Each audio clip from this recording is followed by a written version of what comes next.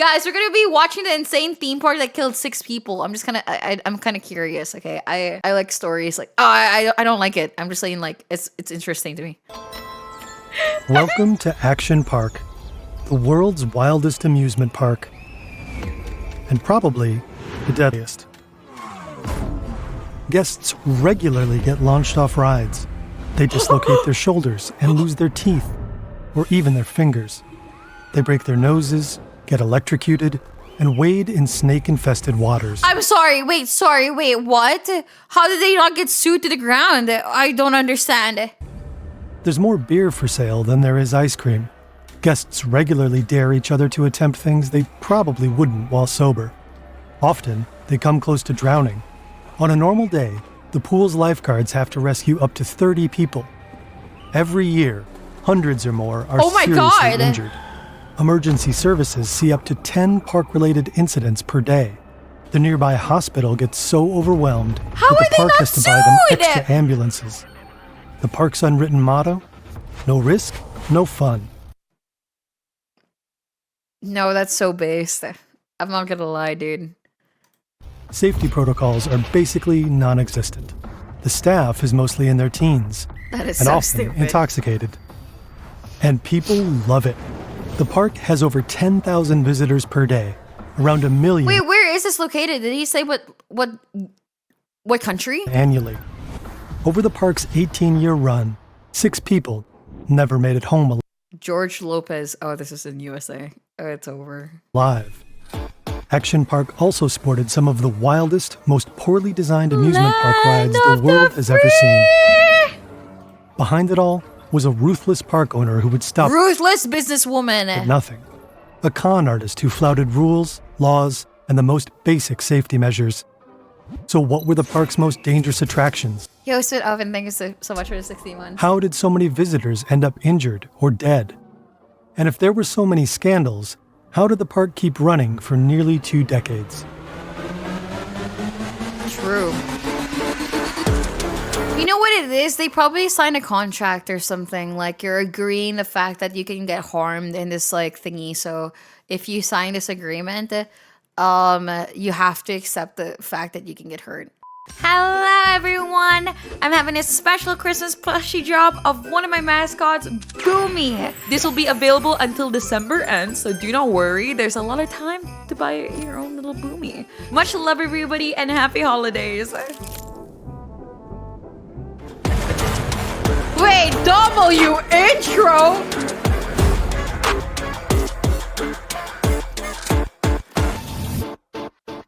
Holy shit, cinema. Hey, this is Jonas. You might recognize my voice. I'm the guy with the accent and one of the founders of Fern. The guy you heard in the intro just now is Don. He's one of our most prolific writers, a native speaker, and blessed with a much smoother voice than mine. Going forward, he'll narrate some of our content. Oh, what? I mean, I like them both, though. I like the accent, you know? I don't mind it, dude. Aww. To let me focus more on editorial work. You'll still hear me and Hook, of course. We're just mixing it up a bit. We know change can feel weird at first, but please give Don a shot. He's really good. And with that, back to you, Don. Thanks, Jonas. A large part of our research is based on the book Action Park by Andy Mulvihill. I'm not gonna lie. I like Fern's voice, but I do like the American accent when it comes to narration. There's something about narration that's, like, really nice when it comes to the American accents. And the HBO documentary Class Action Park. You can find links to both in the description. This is Eugene Mulvihill, known as Gene. He created Action Park. Okay. In the early 70s, Gene grabs Wall Street by the horns and gets rich on penny stocks. He knows everyone on the stock exchange and is acquainted with the likes of Donald Trump. Rumor has it he knows people in the mob, too. On Wall Street, Gene starts a securities company and hires his old friend, the financier Robert Brennan. In 1973, the Securities and Exchange Commission shuts down their company for stock manipulation and securities fraud. Their reputation is ruined, and they need a new venture. Gene pours money into a struggling ski resort in Vernon Valley, New Jersey, a prime location less than 60 miles from New York City. Eugene is such a nerdy name to me, not a rich guy. He sees its potential to grow into a tourist hotspot. Resorts, clubs, casinos, and malls. the Las Vegas of the East Coast. At the heart of it all, an amusement park unlike anything the world has ever seen. Gene begins transforming the ski Why is resort. his eyes moving Never like mind that? his lack of experience in running or designing theme parks. He makes up for it in audacity and vision. And his budget. Dude, I just remembered when I was younger. I remember when I was like 12 years old and I was hearing about Bitcoin. And I remember going to my mom and being like, Mommy, can I borrow your credit card? There's something online that I feel like would be like a good purchase. And then my mom said, hell no. What? No. And of course she said no. Duh, she said no. But like, dude, she thought that dude. I remember hearing about like some stupid Bitcoin thing and whatever back in the day, and I was like, okay, I want to invest. Mommy, I want to invest. And then I was like, what year? I think it was like around 2011. Like 2011, 2000 and yeah, around 2011 when I was like really online. And like it was back in the day when it was like just like they literally, it was like dude. I don't blame my parents for not trusting me about Bitcoin because I only heard it through some people online and etc. etc. So like you cannot blame them for being like, dude, this fucking kid, bro. You know what I mean? Like there's no way I'm gonna like let her buy some bull. I had to cry for Minecraft, okay? For a reference, I had to literally cry my heart out for them to buy me Minecraft. So, you know, for them to trust me with the credit card about investments, yeah, no, I don't blame them, bro. Bro, Tiny Demi crypto gambling since yeah, dude. I had the sense. I had this sniff. It's because it was I was so online, bro. I was really online. So I remember going to forums and stuff like that. I remember like hearing about people and I was like, I want money. I really wanted to buy more games online. So I was like, I really wanted to like, I don't know, earn something. And whatever. And I was like, oh, dude, I want to buy Bitcoin.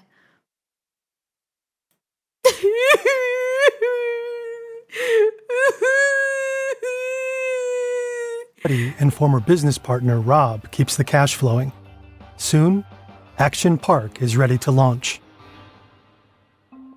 Here's an overview of Action Park in its heyday. It just reminded me because of him getting rich from penny stock. It has three main parts: Alpine Land, Water Park, and Motor World. For teens in the tri-state area, braving the rides is a rite of passage. Thank you so much for that includes the park's most notorious ones. And according to Macro Rec, 5 months! former employees interviewed in the documentary Class Action Park, many of these rides weren't even designed by actual engineers. Some were designed by Gene himself, others by unqualified amateurs. But that doesn't worry guests like 15-year-old Derek here. Okay. We'll follow him as he takes on some of Action Park's key attractions. I have a genuine question. This is completely unrelated to the thingy, but genuine question. Let's say I invested 100 USD to Bitcoin. So like 100 Bitcoins, right? Back in the day. And right now it costs millions, right? Now it costs millions. Does it get taxed when you sell your stock? Do you get taxed only after you sell, or do you get not? Do you like? Oh, so like you get taxed no matter what. If you don't want to go to jail, yes. Order of escalating risk. Right now, he's 2 beers into his day, waiting in line for battle action tanks. On paper. But what happens if I sell it to somebody? Does that get taxed? Battle action tanks is basically bumper cars. Why does In everything practice, get taxed? it's more like Wimbledon meets one of the hairier battles of the Vietnam War. What the f? Riders climb into camouflaged four-wheelers protected by chicken wire cages. Each is powered by a motor, controlled with a joystick, and decked out with a working cannon. The goal is to fire tennis balls at other tanks. Around the arena, spectators man cannons of their own. If they hit a tank directly, it blasts into a tailspin. This is Derek's first ride. Okay. Just a warm-up. The tennis ball... Wait, I'm not gonna lie, that kind of sounds cool though, bro. Imagine like going to an amusement park and you're pretending to be in a tank. That's kind of cool, no? are fired at an insanely fast 160 kilometers per hour, and employees have to run onto the battlefield to collect stray balls.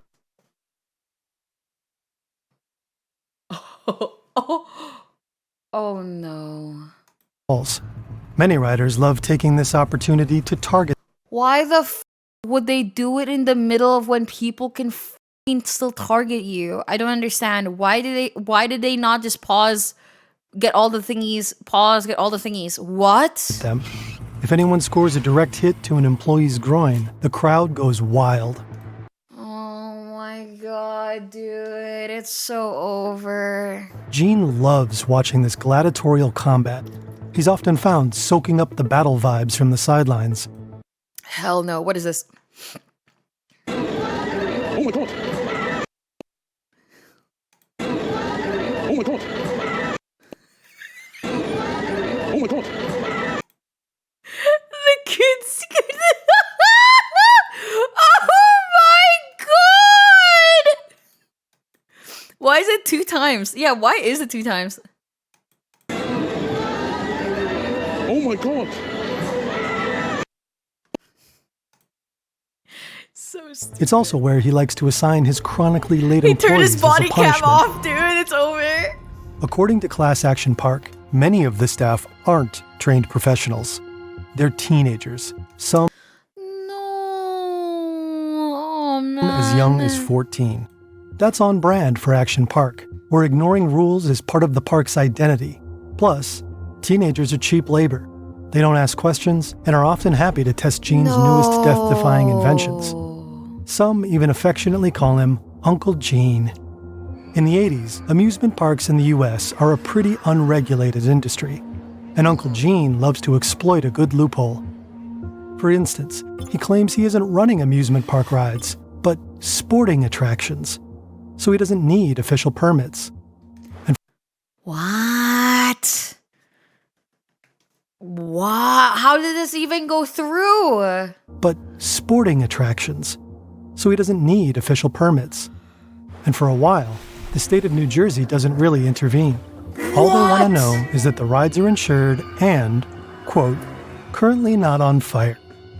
So the park shifts nearly all responsibility onto its visitors. For instance, when it comes to go-karts. This is the Super Go-Kart. It's gas-powered and designed for racing, but more commonly used for crashing. Okay, guys, I'm not gonna lie. This looks so sick. Metal Steel Layer Tier 2 for 3 more. I'm not gonna lie, dude. It looks pretty fun, though. There are 20 in total. They may look small, but watch your neck. They accelerate like a spooked horse. Dude, dying like an F1 driver. Jesus Christ. No cheat, like 3 months. They're known to cause whiplash and broken bones. They're supposed to max out at 32 kilometers an hour. But sometimes the staff likes to override the speed controls, enabling the carts to reach more than 80 kilometers an hour. 80 kilo. Okay, no, that's crazy. That's actually mental. What do you mean? I thought they were gonna say like 30 to 50. 80? That's actually insane. No, that's f***ed. What the f***? The really daring ones take a special souped-up model. Some F1 driving for kids! employees even take these mini racers for after-work spins on the nearby state highway. Derek jumps into a super go-kart. It's pretty fun zipping around, until he sees a lady losing control. She hurtles off track and smashes through a fence, then to another fence, and then she collides with a tree. Finally, Oh, that's GG's, dude. one of the employees hits the kill switch. Derek needs a break and stumbles into the big white festival tent right next to the circuit. He's only 15, but he has no trouble whatsoever Of course, it was a female driver. getting his hands on a beer. Maybe it helps him muster up the courage for the next attraction. This is the Speedboat Lagoon. Visitors hop inside speedboats with a small plastic frame and a very powerful engine. They're designed for open water, but crammed into a small, man-made lagoon. Guys, be honest with me. Would you try this amusement park? Looks chill. If only. Everyone knows it's full of snakes, gas from leaky boat motors, and dead fish. Ooh, okay, this one I wouldn't do. Derek quickly realizes no one's here to pilot the boats. They're here to crash them.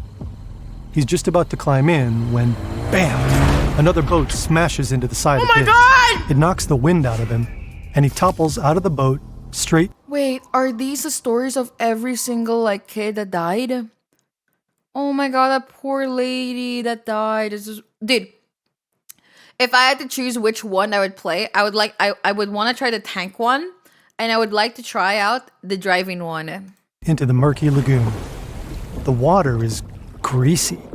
Is that motor one? Disgusted, he fishes himself out. As he does, for 2 months. something slithers across his thigh. He chooses to not think about it.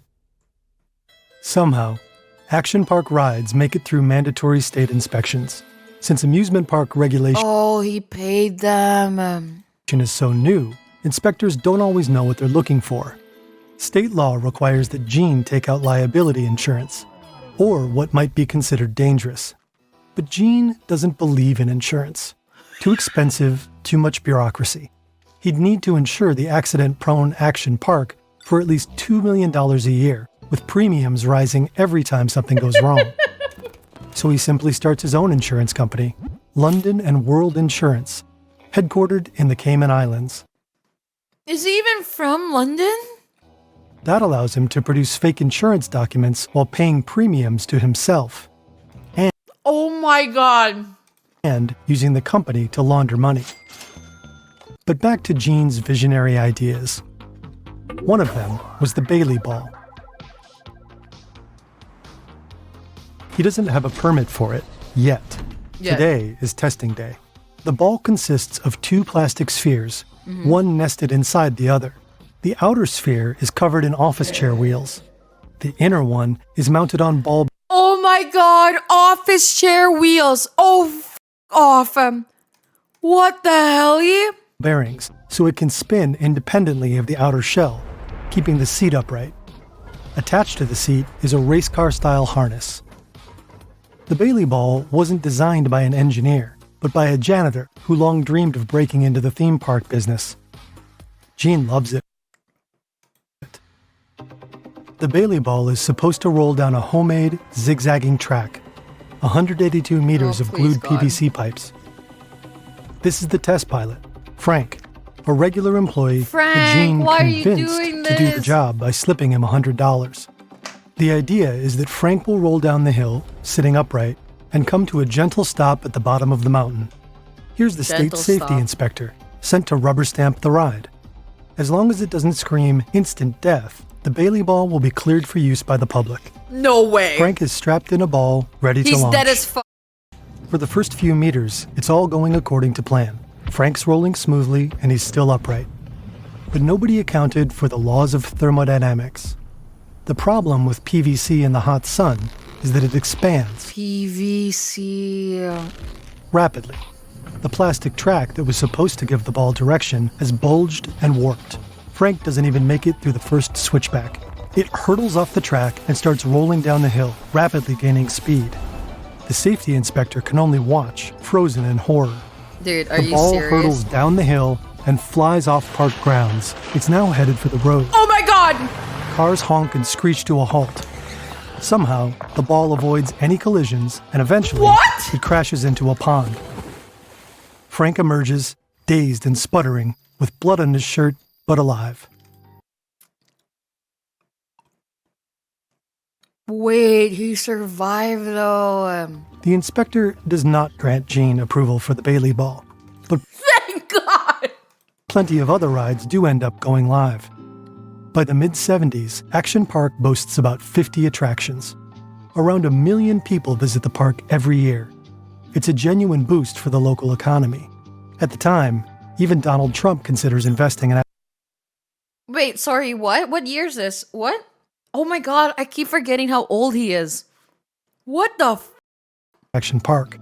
But apparently the concept is too crazy, 1970s? Okay, no, yeah, okay. even for him. The park's ads run non-stop on New York television, luring in city kids eager to blow off some steam. Some do it by flying through the air on a Tarzan swing. No, hell no! Imagine you're holding 6 meters of rope.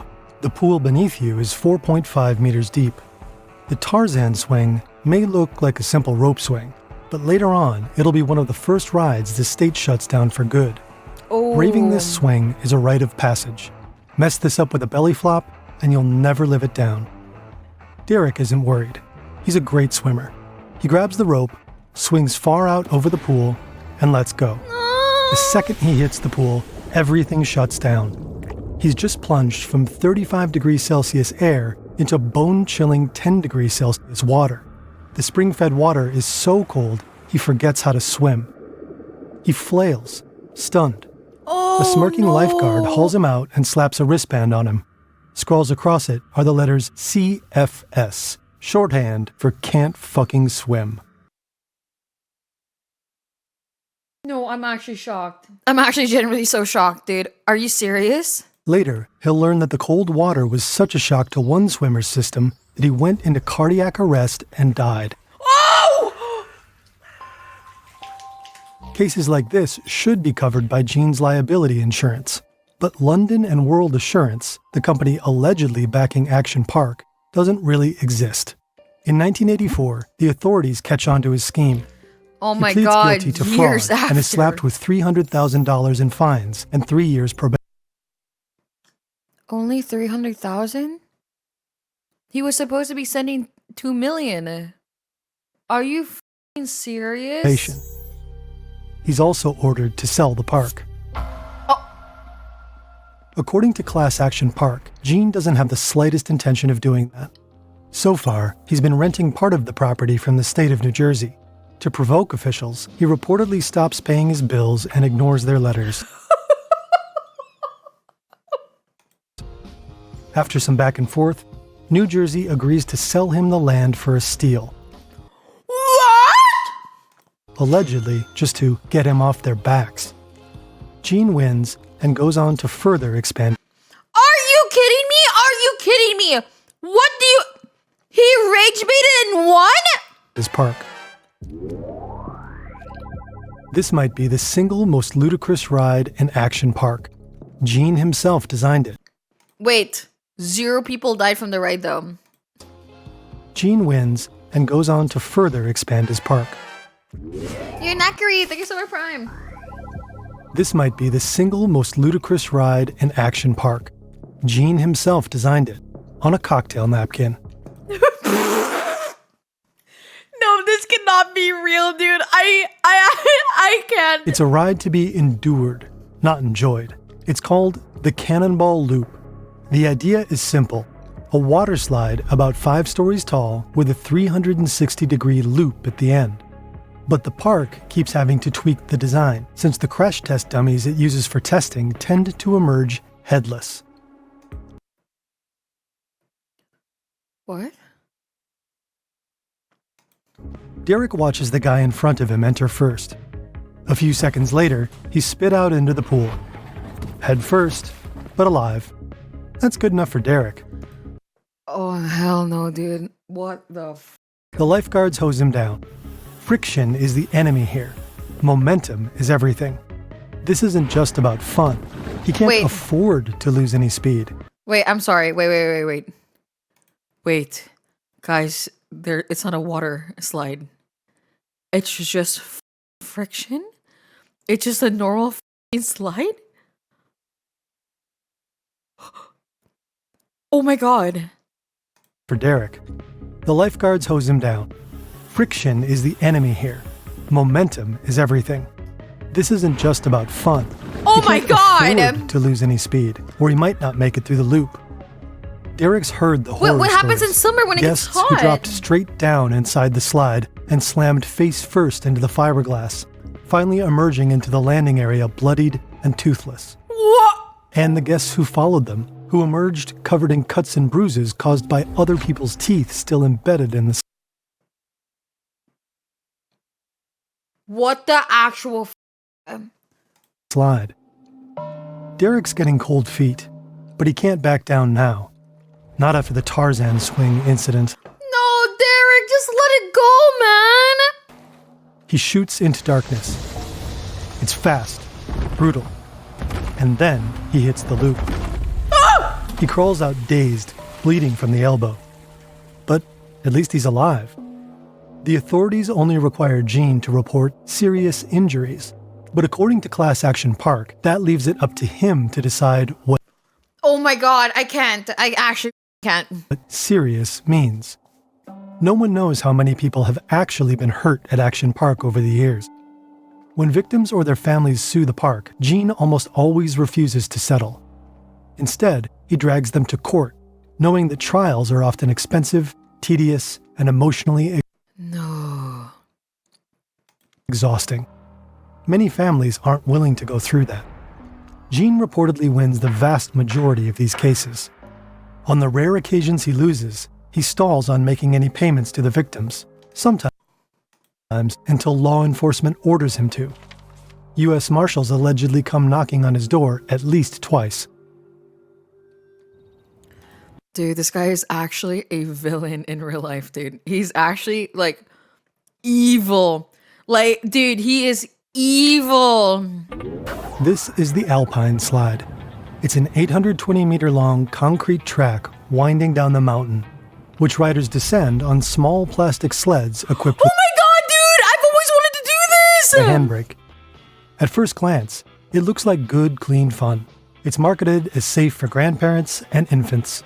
But in reality, the Alpine Slide will rack up more injuries and lawsuits than any other ride in the park. Okay, never mind. The sleds have two speeds, painfully slow, or what employees call death awaits. Riders switch between these two states with a simple handbrake, if that brake happens to work. The concrete course makes for a rough landing, especially for guests wearing only swimsuits. Derek rides the ski Yo, lift Green, up thank the you so much mountain. for Prime. Teenagers overhead are spitting on riders and throwing sleds, trying to hit any unlucky riders below. What the what is actually genuinely wrong with you? At the top, he climbs onto a janky plastic sled. There are no helmets, of course, just pictures of nasty scrapes to warn you not to go too fast. It's basically like riding a skateboard down a long, steep mountain. Halfway down, he realizes he's coming up on a mother and her young child, fast. He Oh no, dude.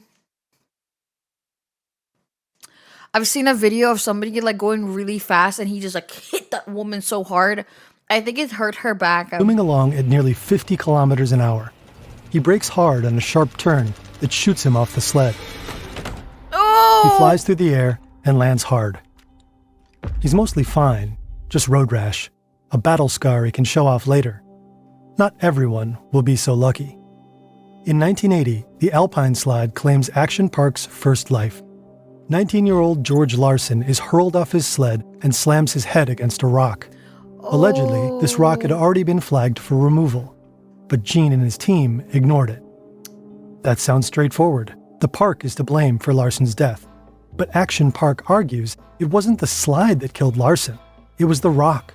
So technically, the ride itself is safe. According to Larson's family, the press has fed a version claiming George Oh my god. Please tell me he didn't get away with this. Please.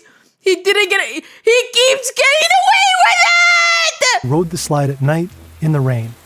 But the accident actually happened during normal operating hours and in good weather. The case never goes to court. Action Park quietly settles with the family for $100,000.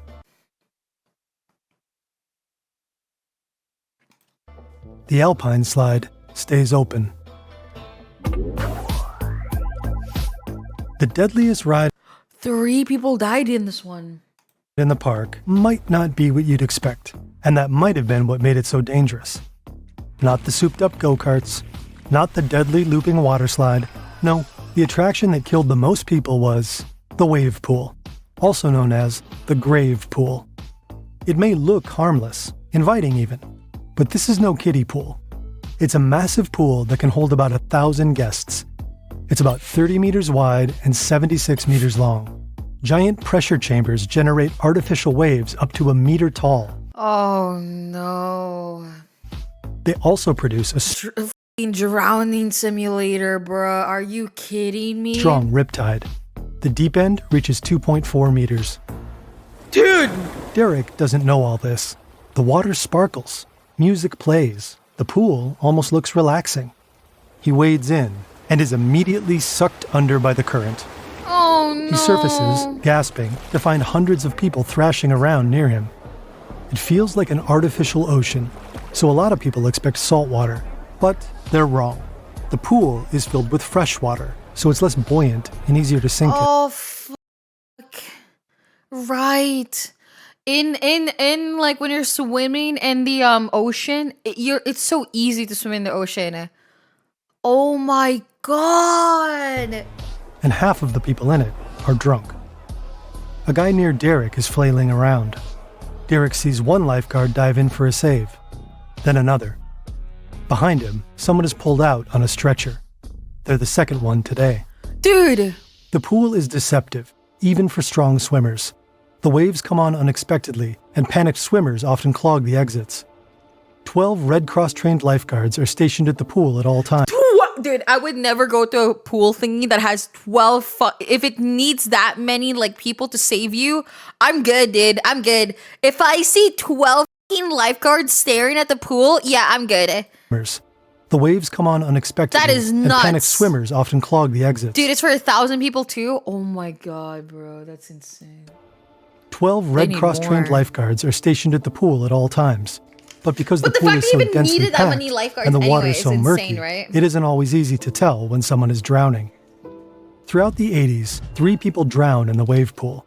A 15-year-old boy and 2 young men aged 18 and 20. No. In the end, 6 people die at Action Park. 3 in the wave pool, 1 on the Alpine slide, and 1 on the Tarzan swing.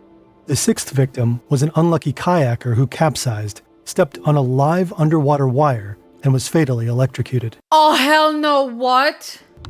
With that many injuries and deaths, the park should have been shut down long ago. So why did it stay open for so long? Over the years, families, journalists, and authorities repeatedly put pressure on Action Park, but Gene somehow always managed to dodge any form of responsibility. How? According to Class Action Park, rumor had it friends in high places were looking out for him. Gene had close ties with local business leaders and politicians. Action Park was a major employer in the area. And Rob, Gene's generous money man, was always just a phone call away. Whenever he was under attack, Gene fought back, sometimes with sketchy methods. One journalist alleges that, when Gene was faced with criticism, he retaliated, phoning her boss and ultimately getting her fired. What? And when a man Gene owed money wanted to claim it, Gene reportedly threatened to hire a Russian hitman to kill him and his family. Gene went on like this for years, dodging his responsibilities and delaying settlement payments. He embodied the Reaganomics spirit of the 80s, minimal government intervention, and a belief that deregulation was the key to innovation. My god. He's not real. But that changed in the 90s. The lawsuits kept piling up, earning the park its nickname, Class Action Park. Attendance started dropping. By 1996, mounting legal battles, medical bills, and safety mandates finally caught up with Gene. Action Park shut down. Millions of dollars in debt. Gene went on to complain he had lost more money on the park than he ever made. Wow, Since complaining then, about the that. park has repeatedly changed hands and names. Today, it's just a water park, with some of the old attractions still in All right. place. But Action Park itself is history. Gene Mulvihill died in 2012. Obituaries hail him as a visionary entrepreneur. Oh, f off. More like the fucking devil. A politician from New Jersey said his mother had given him the perfect name, Gene, like the true genius he always was. Oh my god. He's not gonna give you money, bro. Jesus Christ. That is crazy, no?